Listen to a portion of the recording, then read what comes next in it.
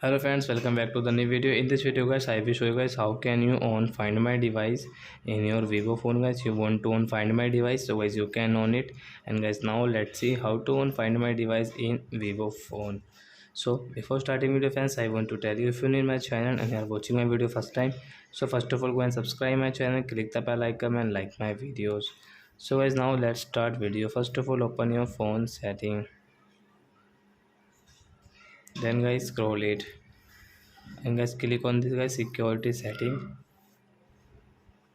Then guys you can see find my device, so as you can on from this here.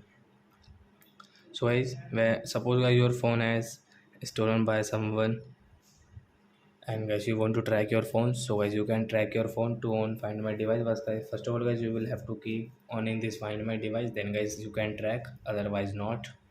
So I hope friends you have understood how to find my device in Vivo phone. So that's it guys, thanks for watching my video.